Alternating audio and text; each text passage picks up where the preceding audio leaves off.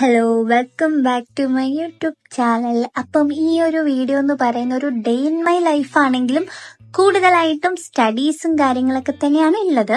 സംഭവം എന്താന്ന് വെച്ചിട്ടുണ്ടെങ്കിൽ കുറേ ദിവസമായിട്ട് എക്സാംസും പഠിത്തവും അങ്ങനെയൊന്നും ഇല്ലായിരുന്നു. കാരണം ഞങ്ങളുടെ യൂണിവേഴ്സിറ്റി എക്സാം അടുത്ത മാസമായതുകൊണ്ട് പതിയൊക്കെ പഠിച്ചു തുടങ്ങിയാൽ മതി എന്ന് ഓർത്തിരുന്നപ്പോഴാണ് പെട്ടെന്നതായി ENTയുടെയും ഒഫ്താൽമോളജിയുടെ എക്സാം വന്നത്. എക്സാം വന്ന വഴിയും കാര്യങ്ങളൊക്കെ ഞാൻ പതിയെ പറയാം. അതുകൊണ്ട് തന്നെ ദിവസം സ്റ്റാർട്ട് ചെയ്യുന്നത് പഠിച്ചുകൊണ്ടും എൻഡ് ചെയ്യുന്നതും പഠിച്ചുകൊണ്ട് തന്നെയായിരുന്നു. അപ്പം നമ്മൾ രാവിലെ എഴുന്നേറ്റു. കുറച്ച് നേരത്തെയൊക്കെയാണ് എഴുന്നേറ്റത്. ഒരു രാവിലെ 6 മണിക്ക് കഴിഞ്ഞിട്ടുണ്ടാവണം. അപ്പൊ എഴുന്നേറ്റിട്ട് ഞാൻ ഓർത്തു രാവിലെ ENT പഠിക്കാന്ന്. കാരണം ENT ആണ് ഞാൻ ഒട്ടുമേ നോക്കാത്തത്. അപ്പൊ ENT പഠിക്കാം. അപ്പൊ ഇതുപോലെ ഫ്രഷ് ആയിട്ടൊക്കെ ഇരിക്കുന്ന സമയത്ത് ഞാൻ കൂടുതലായിട്ടും ഞാൻ ഇതുവരെയും പഠിക്കാത്ത ഫ്രഷ് ആയിട്ടുള്ള ടോപ്പിക്സ് ഒക്കെ നോക്കുന്ന സമയമാണ്. അപ്പൊ അതുകൊണ്ട് തന്നെ ENT ആണ് ഫസ്റ്റ് പഠിക്കുന്നത്. സംഭവം ഇത് ലാസ്റ്റ് നിമിഷമായതുകൊണ്ട് തന്നെ കൂടുതലായിട്ടും പ്രീവിയസ് ഇയർ ക്വസ്റ്റ്യൻ പേപ്പർ മാത്രം ഫോക്കസ് ചെയ്യാന്ന് ഓർത്തിട്ട് അത് ജസ്റ്റ് ആദ്യം തന്നെ ഞാൻ മാർക്ക് ചെയ്ത് വെച്ചു. എന്നിട്ട് ഇന്ന് പഠിക്കേണ്ട ഒരു ടാർഗറ്റും കൂടെ നോക്കി വെച്ചു. അപ്പൊ ഞാനിവിടെ മാരോ വീഡിയോസ് ഒക്കെ നോക്കിയിട്ടാണ് പഠിക്കുന്നത്. എന്താന്ന് വെച്ചിട്ടുണ്ടെങ്കിൽ ENT നമ്മുടെ ഫൈനൽ ഇയർ സബ്ജക്റ്റ് ആയതുകൊണ്ട് തന്നെ നമ്മൾ തേർഡ് ഇയറിൽ ഒത്തിരി ഫോക്കസ് കൊടുത്തിട്ടുണ്ടായിരുന്നില്ല. എന്ന് വെച്ചിട്ടുണ്ടെങ്കിൽ ക്ലാസ് ഒന്നും വലുതായിട്ട് ശ്രദ്ധിച്ചിട്ടുണ്ടായിരുന്നില്ല. അതുകൊണ്ട് തന്നെ കൺസെപ്റ്റ് ഒന്നും അറിയത്തില്ല. അപ്പൊ നമ്മളിങ്ങനെ കാണാതെ പഠിക്കുമ്പോൾ കുറേയൊക്കെ മറന്നു പോകും. അപ്പൊ കുറച്ചെങ്കിലും ഓർമ്മയ്ക്ക് ഉണ്ടാവണമെങ്കിൽ ഇതുപോലെ വീഡിയോസ് കണ്ടിട്ടേ കാര്യമുള്ളൂ. അപ്പൊ ഞാൻ ഇതുകൊണ്ടാണ് മാരോ വീഡിയോസ് ഒക്കെ നോക്കി പഠിക്കുന്നത്. അപ്പൊ ഞാനിത് ഫസ്റ്റ് ടൈമാണ് ഈ മാമിന്റെ വീഡിയോസ് കാണുന്നത്. അതായത് ഫസ്റ്റ് ടൈമാണ് ENT തന്നെ പഠിക്കാൻ വേണ്ടി തുടങ്ങുന്നത്, അത് വേറെ കാര്യം. അപ്പൊ ഈ മാമിന്റെ ആദ്യത്തെ കുറച്ച് നേരത്തെ ക്ലാസ് കേട്ടപ്പോ കുറച്ച് ബോറടിക്കൊന്നും മനസ്സിലാത്ത പോലെ തോന്നി. പക്ഷെ കണ്ടേണ്ടി വന്നപ്പോഴേക്കും അടിപൊളി ക്ലാസ് ആയിരുന്നു. നല്ലപോലെ മനസ്സിലാവുന്നുണ്ടായിരുന്നു. സത്യം പറഞ്ഞു കഴിഞ്ഞാൽ ENTയുടെ എക്സാമിന്റെ മുമ്പ് ഇപ്പൊ ഞാൻ ഈ പഠിച്ചുകൊണ്ടിരിക്കുന്ന പോർഷൻസ് ഒന്നും എനിക്ക് പിന്നീട് വായിക്കാൻ വേണ്ടി പറ്റിയില്ല. പക്ഷെ ഈ ക്ലാസ് കണ്ടിട്ട് പോയതിന്റെ ഓർമ്മയില് കുറെയൊക്കെ എനിക്ക് എഴുതാൻ വേണ്ടി പറ്റി. അതുകൊണ്ട് തന്നെ എനിക്ക് മാമിന്റെ ക്ലാസ് ഭയങ്കരമായിട്ട് ഇഷ്ടമായി. നമുക്ക് ഈ എക്സാം വന്ന വഴി എന്താന്ന് പറയാം. സംഭവം എന്റെ നവംബറിലൊരു വീഡിയോ കണ്ടിട്ടുണ്ടെങ്കിൽ അതിൽ ഇതേ ENTയുടെയും ഇതേ ഒഫ്താലിന്റെ ഒരു എക്സാം വന്നിട്ടുണ്ടായിരുന്നു.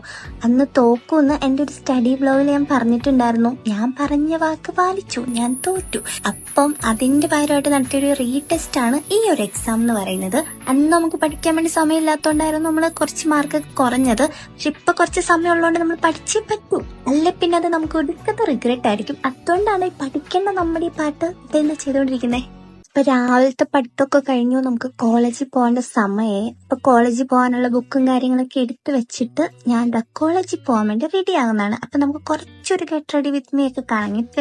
എടുത്തല്ലോ എന്ന് കണ്ടിപ്പോ പിന്നെ ഓടിപ്പോയി ഫ്രഷ് ആയതിനു ശേഷം ബ്രേക്ക്ഫാസ്റ്റ് ഒക്കെ കഴിച്ചു. അതിന് ശേഷം എന്താ റെഡി ആവാൻ വേണ്ടി പോവാണ്. സംഭവം ഇപ്പൊ നമുക്ക് അക്കാഡമിക്സിലോട്ട് പോകണ്ടാത്തോണ്ട് തന്നെ യൂണിഫോം ഇടണമെന്ന് നിർബന്ധമില്ല. അതുകൊണ്ടാണ് ഞാൻ കാഷ്വൽസ് ആണ് എടുത്തിട്ടത്. പിന്നെ ഇതാ കുറച്ച് സ്കിൻ കെയർ ഒക്കെ ചെയ്ത് സെറ്റ് ആയിട്ട് ഇതാ കോളേജിൽ പോകാൻ വേണ്ടി റെഡിയായി. ഇപ്പൊ ഒഫ്താൽമോളജിയിൽ പോസ്റ്റിംഗ് ഉള്ളതുകൊണ്ട് നമുക്ക് ഫ്രീ ആയിട്ട് കണ്ണൊക്കെ ടെസ്റ്റ് ചെയ്യാലോ. അപ്പൊ അങ്ങനെ നോക്കിയപ്പോഴാണ് എന്റെ കണ്ണിന്റെ പവർ നല്ല രീതിക്ക് കുറഞ്ഞിട്ടുണ്ട്. ഇനി സ്പെക്സ് വെച്ചില്ലേ പണി കിട്ടുമെന്ന് പറഞ്ഞുകൊണ്ട് സ്പെക്സ് ഒക്കെ എടുത്തു വെച്ചു. സത്യസന്ധമായിട്ട് പറഞ്ഞാൽ സ്പെക്സിൽ എന്നെ കാണുമ്പോൾ എനിക്ക് തന്നെ നല്ല ചിരി വരുന്നുണ്ട്. പിന്നെ കണ്ണിന്റെ ആരോഗ്യം മനസ്സിലാക്കി അങ്ങ് വെച്ചു. അങ്ങനെ ഇതാ ലാസ്റ്റ് ഞാൻ റെഡിയായി 2 സ്റ്റെപ്പ് നടന്നപ്പോഴാണ് പെർഫ്യൂം അടിച്ചില്ല എന്ന് പറഞ്ഞത്. അപ്പൊ തിരിച്ചു വന്ന് പെർഫ്യൂമും കൂടെ അടിച്ചിട്ട് ഞാൻ ശരിക്കും കോളേജിൽ പോകുന്നു. അപ്പൊ കോളേജിൽ ചെന്നിട്ട് കാണാം. ഇപ്പൊ ഞാൻ പറഞ്ഞു വന്ന പോലെ തന്നെ ഇപ്പൊ എനിക്ക് ഒഫ്താൽമോളജിയിൽ പോസ്റ്റിംഗ് ഉണ്ടായിരുന്നോണ്ട് തന്നെ അങ്ങോട്ടേക്ക് പോയി. അവിടെ ചെന്നപ്പോ എന്നെ പോലെ തന്നെ കുറെ പേർക്ക് ഈ റീടെസ്റ്റ് ഉള്ളതുകൊണ്ട് ഞങ്ങൾ ഒന്നിച്ചിരുന്ന് കമ്പൈൻ സ്റ്റഡി ചെയ്യാൻ ഓർത്തു. പിന്നെ ടിപ്പിക്കലായിട്ട് കണ്ടുവരുന്ന പോലെ തന്നെ കുറച്ച് കമ്പൈൻ സ്റ്റഡി എന്നൊക്കെ പറഞ്ഞ് തുടങ്ങിയെങ്കിൽ ലാസ്റ്റ് പിന്നെ കുറെ വർത്താനം ചിരിയും കളിയൊക്കെ ആയിട്ട് തന്നെ അവസാനിച്ചു. പിന്നെ എന്റെ സീനിയേഴ്സിന് ഇപ്പൊ ENTയുടെ ഒഫ്താലിന്റെ എക്സാം ഉള്ളതുകൊണ്ട് തന്നെ അവരാണ് പേഷ്യൻസിന്റെ അടുത്ത് പോയി കേസ് എടുക്കുന്നതും അവർക്കായിരുന്നു ക്ലാസ് ഒക്കെ ഉണ്ടായിരുന്നത്. അപ്പൊ ഇന്നത്തെ ക്ലാസ് ഒക്കെ കഴിഞ്ഞു വൈകുന്നേരം ഒക്കെ ആയി. അപ്പൊ ഇതാ സർപ്രൈസ് ആയിട്ട് ഈ ഒരു വാഴക്കബളിയൊക്കെ ഉണ്ടാക്കി വെച്ചു. അപ്പൊ അതൊക്കെ ഞാൻ മക്കാനൊക്കെ എടുത്ത് കഴിച്ചു. അപ്പൊ ഇതാ വൈകിട്ട് അപ്പൊ വീണ്ടും പഠിക്കാൻ വേണ്ടി പോവാണ്. ഇതിപ്പോ വൈകിട്ട് പഠിക്കാൻ വേണ്ടി പോകുന്നത് ഒഫ്താൽമോളജി ആണ്. അപ്പൊ അതിന് വേണ്ട ബുക്കും കാര്യങ്ങളൊക്കെ എടുത്തു വെച്ചു. സംഭവം എന്താന്ന് വെച്ചിട്ടുണ്ടെങ്കിൽ എനിക്ക് വൈകുന്നേരം ആയപ്പോ പഠിക്കാൻ നല്ല മടി ഉണ്ടായിരുന്നു. അതുകൊണ്ട് തന്നെ 2 മണിക്കൂർ ടൈമറൊക്കെ വെച്ചിട്ടാണ് ഞാൻ പഠിച്ചത്. കാരണം ഇങ്ങനത്തെ ടൈമറൊക്കെ വെച്ച് നമ്മൾ പഠിക്കുന്ന സമയത്ത് നമുക്ക് വല്ലാത്തൊരു മോട്ടിവേഷൻ കിട്ടും. പഠിക്കണം ഇത്രയും മണിക്കൂറെങ്കിലും പഠിച്ചേ പറ്റൂ എന്നുള്ളൊരു മോട്ടിവേഷൻ കിട്ടും.